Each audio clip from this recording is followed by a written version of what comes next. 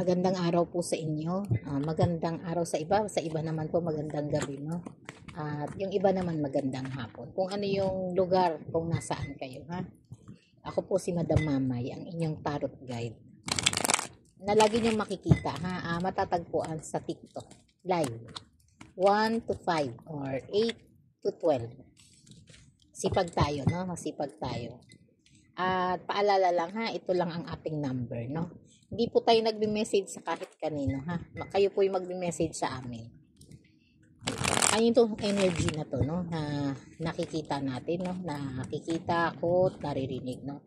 Na parang may mga energy dito, no? Na may mga taong parang hindi maya, no? Sa tagumpay nyo, no?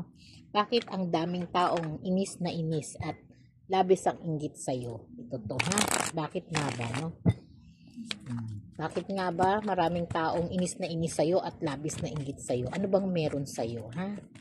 Hahanapin natin kung anong meron.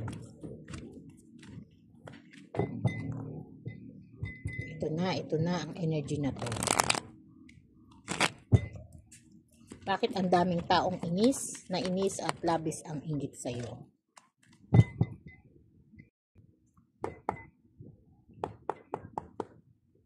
Bakit nga ba, no? Kasi masipag ka, no? 7 of Swords. Ano nga bang dahilan?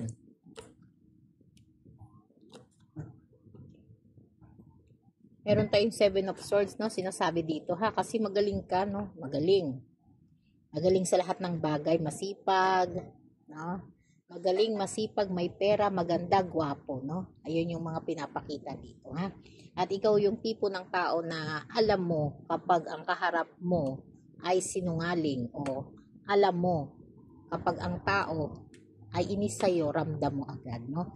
Sabi nga dito, no?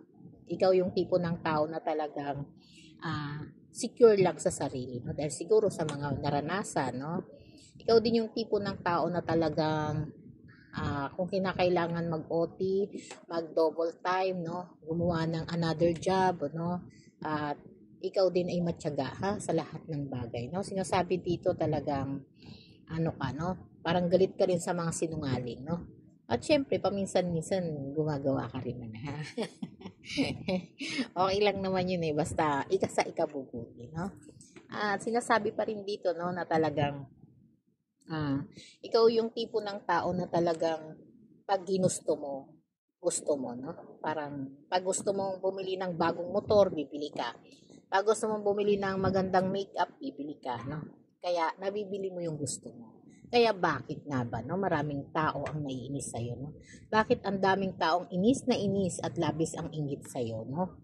Kasi nakukuha mo yung gusto mo, no? Dito sa four of cups na naka-reverse, ha?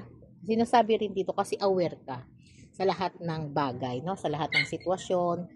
Ikaw din yung tipo ng tao na talagang mabilis makaintindi, no, sa paligid mo. Parang yung punto pa lang pinaplano pa lang, ginagawa pa, iniisip pa lang, alam mo na agad ang solusyon.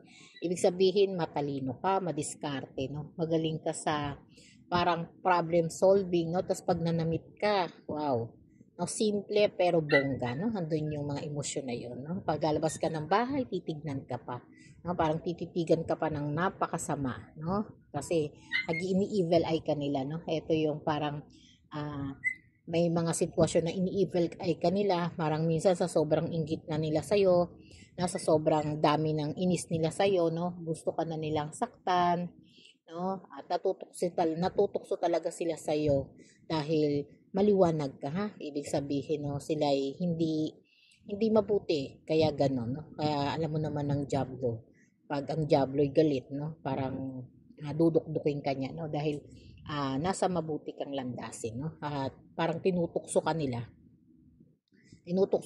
magalit ka sa kanila, mainis ka sa kanila, no, para dumating sa panahon na patulan mo sila, no? Pero yung iba dito, ha, na nakikita ko napapatol, nakakapatol, no?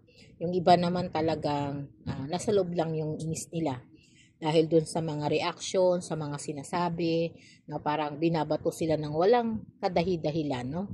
At ginawa na nila ninyo ng mabuti, ginawa na ng mabuti, pero para kayo pa yung masama doon sa sitwasyon na yun, ha? Kaya parang lumalabas yung mga tahi-tahi nilang kwento, no?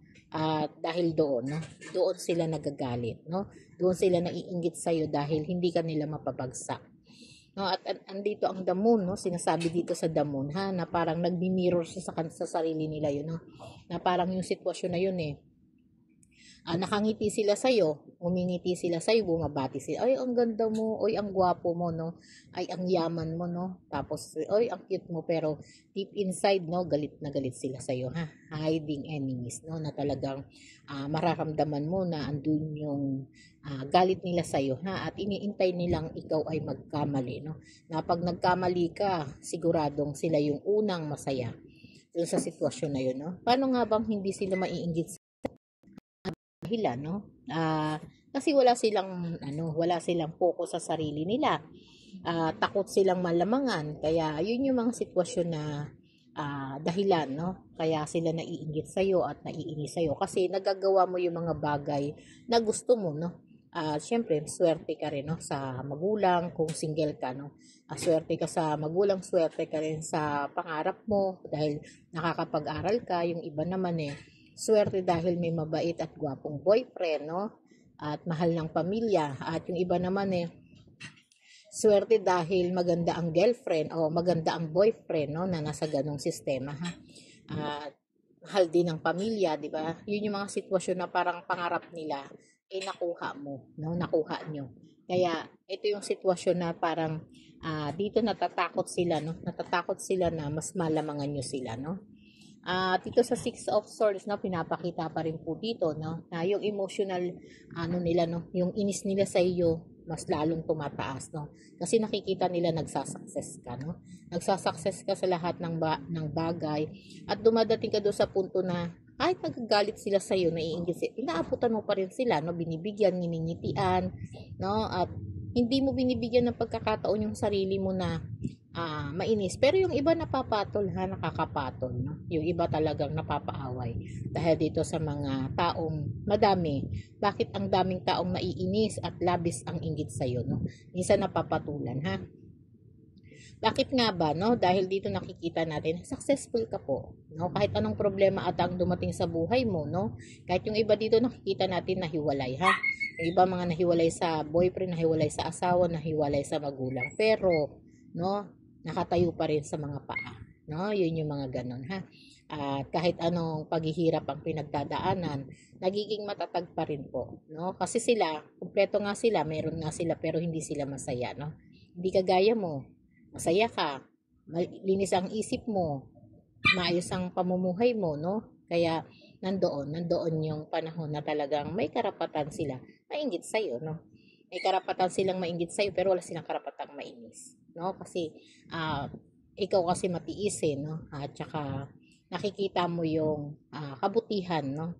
Kabutihan na meron ka sa puso mo, no? Kaya instead na magalit ka, yung iba, no? Instead na magalit, hinahayaan na lang, no? Yung iba naman talagang napapatulan, ha? Kaya kung kayang umiwas, iwasan, ha, para yung blessing sa inyo hindi mahati, no? Sa mga ganyang klase ng sitwasyon, kayo na lang ang magpapasensya para hindi kayo dumadating sa punto na nagkakaroon kayo ng problema, no?